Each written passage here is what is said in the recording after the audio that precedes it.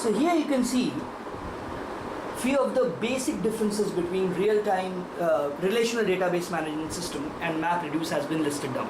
Now for now, let's for this lecture we'll assume that MapReduce and Hadoop are synonyms of each other, but you know, the one is a subset of another. Later on we'll see that.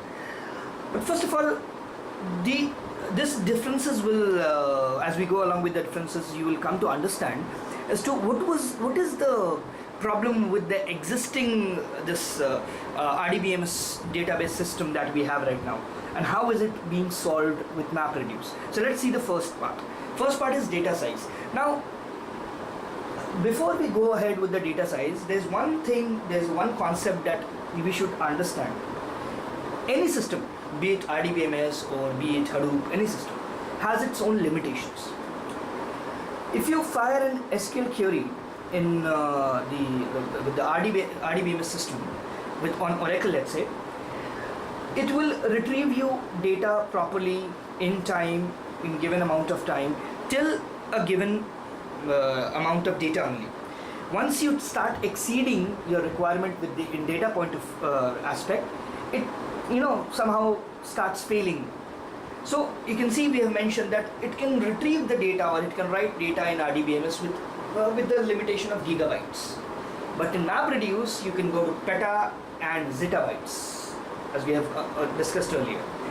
Now in access, RDBMS has an interactive and batch access. Now what do we mean by interactive and batch? Those guys who know what RDBMS is, there you can write and fire an SQL query with all the conditions into it, and there's no need for you to read the data from the top to the bottom to find some a particular let's say a particular data, you to retrieve a particular condition into it.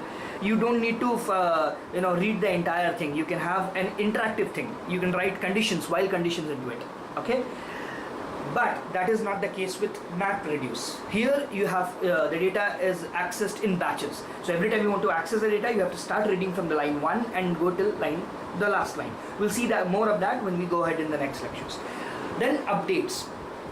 Now in the case of RDBMS, you can read and write any number of times you want in that database. You have tables, you can read and write data into it any number of times. But the basic principle of MapReduce is you need to write the data once and then read it many times. Why is it so? One thing I forgot to tell you. Storing data is not the major function of Hadoop. As you might say that we have already discussed that it goes to zettabytes, but storing data is not what it is known for. It is there. It can go till, it can be linearly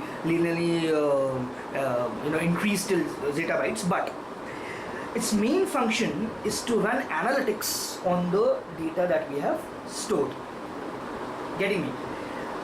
Now, write once and read many times means you can write once all the data that you have into your SDFS file systems, and then run as many analytics as you want, as many outputs as you want, as many analytics, as many functionalities you want to run on that particular data set.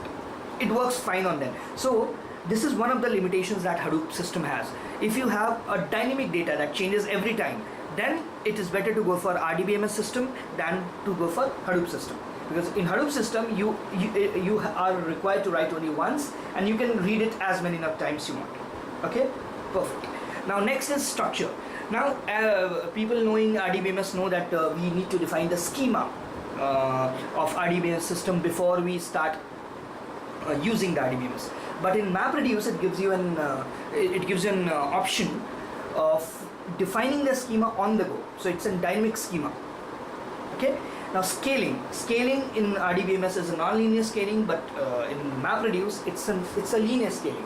So as you can see here, in the scaling part, now people would wonder what is in scaling. So scaling is the ability to increase production inputs by certain percentage and get an equal percentage of increase in the output. That is, if you increase the number of servers, if they increase the number of processors in this MapReduce environment, the output will increase linearly, but that is not the case with RDBMS.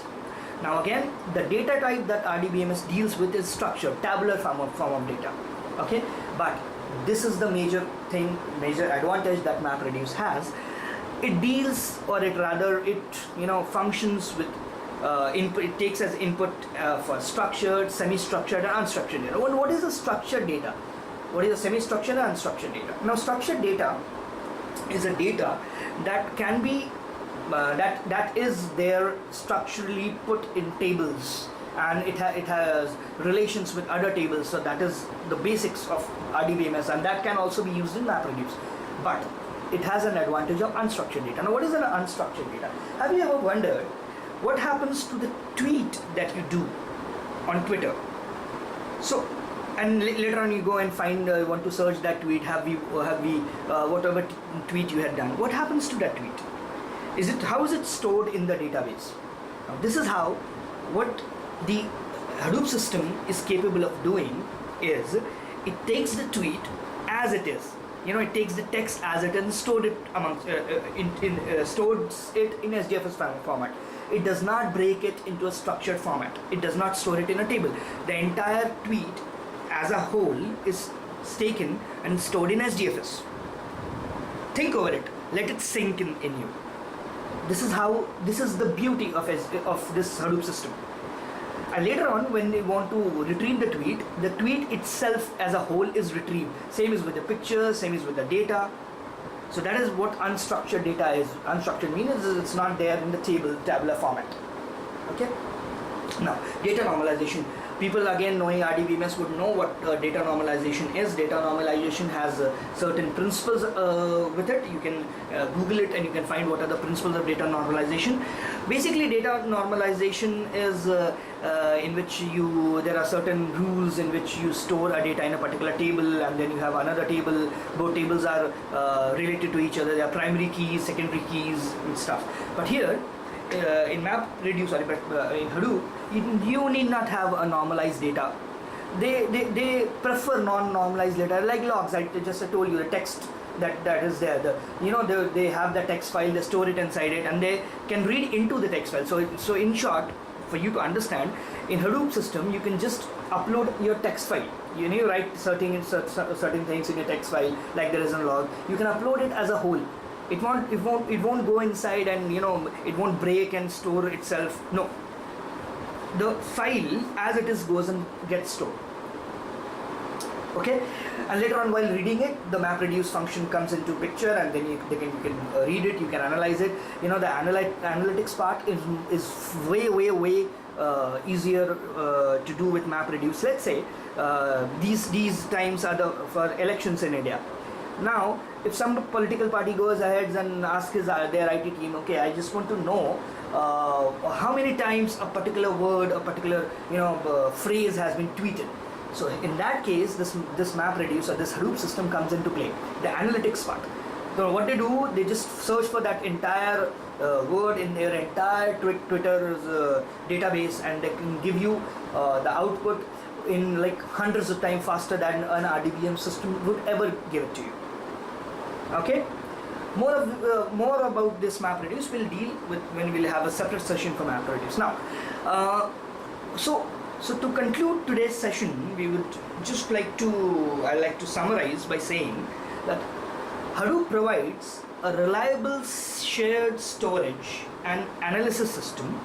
The storage is provided by SDFS, and analysis is done by MapReduce. So this SDFS and MapReduce are the two integral parts of the Hadoop system. Okay, so the storage is done by the Hadoop distributed file system, where the data is stored, and then the analysis on that data is done by the MapReduce. So thank you all for attending today's lecture. I hope you must have liked and subscribed to our channel. Stay tuned for the next lecture. Thank you so much.